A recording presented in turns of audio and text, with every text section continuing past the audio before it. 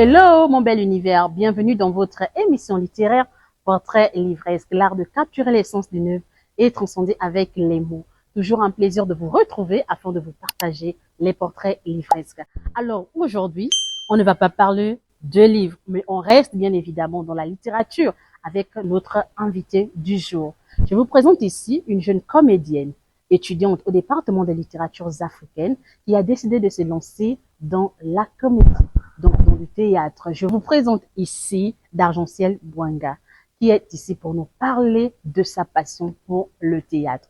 Ensemble, on va parler de ses débuts dans la littérature, mais aussi, bien sûr, dans ce genre qui la passionne tant. Clap sur notre invité. Bonjour D'Argentiel. Bonjour Laure-Kidou. Comment tu vas? Je vais bien, merci. Donc, c'est nous qui te remercions d'avoir accepté, bien sûr, notre invitation. Alors aujourd'hui, on va parler de ta passion pour le théâtre. Mais avant de commencer, en un mot qui est D'Argentiel, quel est le mot qui te définit? Quel est le mot qui me définit? Je dirais calme. Calme. D'accord, on va retenir un seul mot. Passionné peut-être. Donc deux mots, calme et passionné. Bien sûr, on va ressentir cette passion à travers nos échanges. Donc tu es un produit de, on va dire d'abord de l'UBM Martial Toutou. Oui. Est-ce que tu peux en quelques mots nous parler de ton parcours en tant qu'élève? Mon parcours en tant qu'élève, il n'y a pas grand-chose à dire. Hein. J'ai été une élève, j'ai toujours été le genre d'élève qui, enfin, quand je suis là, on peut savoir que je suis là. Toujours calme, réservé. Oui, pourtant je n'étais pas si calme que ça. Mais bon. Mais bon, en tout cas, en classe, j'étais quand même un peu calme. D'accord. Ok. Et quel est le souvenir le plus marquant qui te reste? Le souvenir le plus marquant. La classe qui m'a le plus marqué. D'accord, je dirais la classe de 3e A. Pourquoi? C'était une classe de vraiment de désordre. On retrouvait tout dans cette classe. Il y avait des calmes, il y avait toutes sortes d'élèves. Comme dans chaque école, il y a toujours une classe qui dérange. Hein? C'était cette classe-là, vraiment. Même quand on devait faire je me souviens quand on devait faire les devoirs communs, parfois nous, on n'était pas d'accord. Non, mais vraiment, c'était une classe. Les professeurs étaient atypiques. C'était vraiment une belle classe. D'accord. Et aujourd'hui, D'Argentiel, qu'est-ce qui reste de l'enfant que tu étais? Qu'est-ce qui reste de l'enfant? Bon, je dirais que je suis toujours aussi timide, hein, mais pas changé. Bon. Mais cette timidité ne se ressent pas sur scène. Qu'est-ce qui se passe, D'Argentiel? Mais bon, je ne sais pas trop. J'ai un de mes profs, Madame Dombi, qui dit souvent que quand je suis sur scène, je suis une autre personne. Ah, c'est clair, bien sûr. Bon, c'est certainement le contact avec le public qui fait de moi la personne que je suis. Sur scène. D'accord, D'Argentiel. Alors aujourd'hui, tu es étudiante, mais ta plus grande passion, c'est du théâtre, faire du théâtre, bien sûr. Et tu m'as dit en off que tu n'aimes pas lire le théâtre, tu trouves ça un peu bizarre. Et j'ai envie de savoir pourquoi. Pourquoi? Parce que je pense que, enfin, lire le théâtre, c'est comme le tuer. En fait, la lecture du théâtre doit venir après d'avoir regardé. Et quand on lit le théâtre, on se retrouve à s'imaginer, alors qu'on devrait vivre l'action et tout. Exactement. Et c'est d'ailleurs une thématique sur laquelle Anne Hubberfeld a beaucoup écrit. Elle qui disait que, enfin, lire le théâtre, c'est comme lui enlever tout son sens et tout, et que le sens premier du théâtre, c'est la représentation. Voilà, la représentation. D'accord. Et tu es passionnée du théâtre depuis quelle classe? Bon, on va dire depuis quasiment la 5e. Hein. C'est vrai qu'au départ, je ne savais pas que c'était une passion. C'est une passion qui... Enfin, je me suis découverte cette passion au fur et à mesure. Voilà, au fil du temps. Mais ma première représentation, c'était en classe de 5e. Et quelle pièce? Je n'ai plus tellement souvenir, ça fait tellement longtemps. Mais je crois qu'il y avait un truc au choix. C'était soit un devoir sur table, soit une pièce de théâtre. Et moi, je suis tout de suite allée faire la pièce de théâtre. C'était une histoire de Vanga. D'accord. Merci D'Argentiel. Alors D'Argentiel, tu peux nous parler de ton parcours à l'université? Tu sais que tu es en Master 2 aujourd'hui. Et qu'est-ce que tu lis réellement? Mon parcours à l'université. Bon, je suis arrivée à l'université, c'était pas pour faire des études de littérature, hein. Je suis arrivée en tant qu'étudiante en droit parce que je voulais être avocate, travailler au barreau, voilà, défendre Wow. des gens. C'est vraiment Le ce que rêve d'enfance. oui, c'est ce que je voulais. Et quand je suis arrivée, malheureusement, les conditions n'étaient pas vraiment favorables. Vous savez, nous, les personnes un peu timides, là, c'est souvent un peu compliqué de se fondre dans la masse, de s'habituer et tout. Et j'ai même arrêté les cours au milieu de l'année parce que je ne supportais pas les effectifs théoriques. En tout cas, ça allait tellement vite, c'était compliqué. Et après, j'ai eu une de mes tantes qui m'a recommandé, qui m'a demandé d'aller en littérature africaine. C'est comme ça que je me suis retrouvée en littérature. Comme on dit, hein, l'appétit vient en mangeant. Et j'ai commencé à aimer. C'est vrai que je ne détestais pas la littérature. J'étais même très bonne en français. Souvent, on dit que les élèves qui sont bons en français, ils suivent la littérature. Mais bon, il faut dire que la littérature était comme un second choix pour moi. Et comme on dit, le plan B. D'accord. Tout de suite accepté. Je me suis retrouvée en littérature africaine. J'ai commencé ma première année. Au début, c'était un peu compliqué parce que là-bas, c'est beaucoup de lecture, beaucoup de recherche, mais avec le temps, j'ai réussi à m'adapter. Et puis, quand je suis arrivée, Dieu merci, on faisait du théâtre. Bon, aujourd'hui, je suis en Master 2, littérature gabonaise. Ah, parcours littérature gabonaise. Parcours littérature gabonaise. Et je travaille actuellement sur mon mémoire qui s'intitule de la dramaturgie à la mise en scène. Ah, d'accord. Évolution et étude des procédés de mise en scène chez Michel Ndao et Émile Ekemezi. Ah, d'accord. Mais je remarque que dans ton thème, il y a Michel Ndao. Est-ce que tu as eu l'occasion de le côtoyer, lui qui est l'un des grands dramaturges gabonais? Bon, oui, il m'est arrivé d'avoir quelques échanges avec lui. J'ai eu la chance d'avoir un entretien avec lui pour essayer d'avoir plus d'informations. Et j'ai eu la chance de regarder quelques-unes de ses mises en scène. Voilà les livresses que vous venez apprendre de découvrir le parcours de D'Argentiel Bouanga qui est là aujourd'hui pour nous parler de sa passion pour le théâtre. Elle fait des études de littératures africaines où elle travaille sur la dramaturgie gabonaise, sur la représentation et la mise en scène. Ensemble, découvrons un peu, on va dire, les planches, pourquoi pas, de D'Argentiel Bouanga. D'Argentiel, tu évolues aujourd'hui. On a eu l'occasion de suivre, de regarder, de déguster quelques-unes de tes représentations. Et moi, pour la première fois, c'était au département des littératures africaines, avec une scène autour de la reine, lors de la journée d'études de Mojmbourou. Voilà, exactement. Qu'est-ce que tu retiens de cette représentation? Et au fait, est-ce que c'est ta première mise en scène officiellement? Bon, on va dire quoi. Au niveau de l'université, oui, ma première parce que j'avais déjà joué. Après la cinquième, bien évidemment, j'ai eu. Donc après la cinquième, on se retrouve. Troisième, j'ai même fait du théâtre à l'église. Ah, d'accord.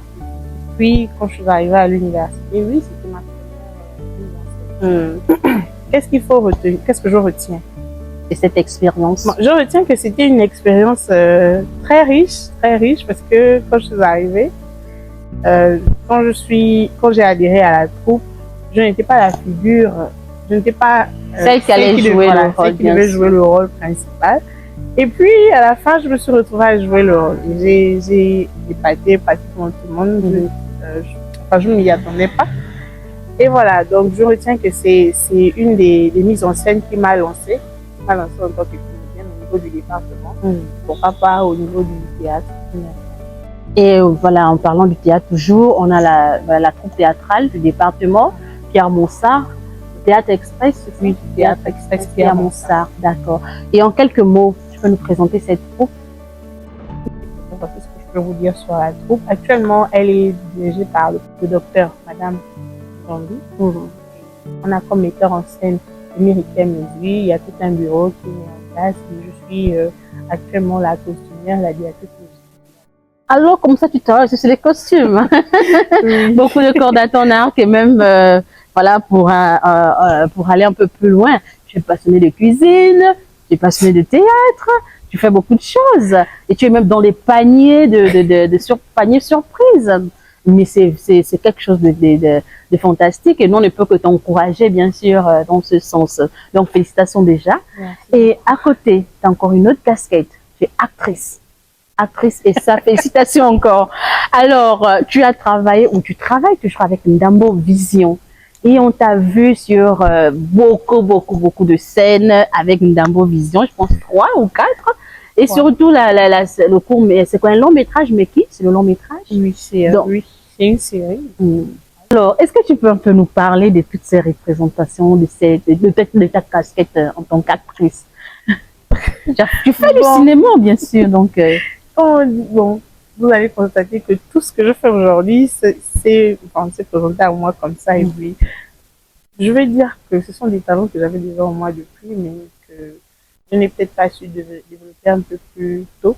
Et je veux dire que le fait d'aller à l'université Mabongo, ça m'a permis de rencontrer des personnes qui ont cru en moi et qui m'ont donné l'opportunité de m'exprimer en dehors du théâtre. Quand je parle des personnes, je parle particulièrement de Boussougou Maxime, on appelle affectueusement Big Paolo au niveau du département. Je lui fais un coucou d'ailleurs.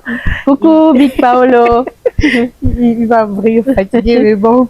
Et voilà, donc c'est une personne qui a cru en moi. Lorsqu'ils ont lancé Ndambo Vision, il est venu vers moi et il m'a demandé si ça me dirait de jouer, voilà, avec lui. Et voilà, tout est parti de là. Il y a eu des courts-métrages avant que je ne joue. Hein.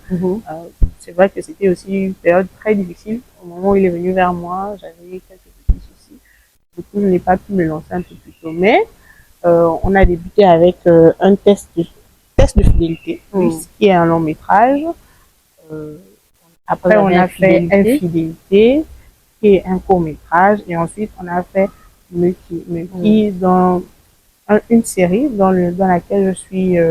on va dire le personnage principal, sinon l'un des personnages principaux. D'accord. Voilà. Mais à côté aussi, on t'a encore vu dans un film, bien sûr. Tu peux en parler? Tu encore pas? Un film, c'est des tests de fidélité. Non, chez la dame où tu apparais deux fois là. Oui, c'était Cavalier. J'ai peur d'écorcher, hein, désolée si j'écorche. C'était les siffleurs et les cavaliers de Madame Nadine. D'accord. Je jouais le rôle de Mwanda, non pardon, d'Akeni. J'ai apparu 2 fois. Voilà. D'accord. Un très grand rôle, mais c'est quand même un rôle qui a été quand même impactant. Ouais, oui, d'accord. Et là, toi, en tant qu'actrice, est-ce que tu as la possibilité souvent de répondre à des appels à candidature autour du théâtre, autour du cinéma, que je vois souvent sur les réseaux? Est-ce que tu as vécu une expérience pareille? J'ai vécu déjà une expérience. J'avais répondu à, on va dire quoi, j'avais participé à un casting avec Melchi Obion. J'avais d'ailleurs été retenue, mais malheureusement, je n'ai pas pu continuer parce que il y avait un peu des conditions qui ont été mises en place, il fallait être régulière et tout. Et moi, comme je débutais avec mon master, j'ai dû choisir vu que j'habite aussi loin. Donc, c'est là qui a été un peu des obstacles. J'ai dû on va dire, mettre de côté cette activité, me concentrer d'abord sur mon master. J'espère que quand j'aurai fini avec le master, tu pourras te relancer. Voilà. Et d'Argentiel, finalement, on va dire le théâtre carrière ou tout simplement passion? Bon, pour l'instant passion, mais bon, si je peux faire une carrière là-dedans, pourquoi pas, vu que je me sens très à l'aise, Vous savez, c'est souvent il y a beaucoup de préjugés dans notre domaine et ça freine un peu les ambitions que chacun peut avoir. Mais je pense qu'avec le temps, ou peut-être si les conditions sont favorables, pourquoi pas faire une carrière.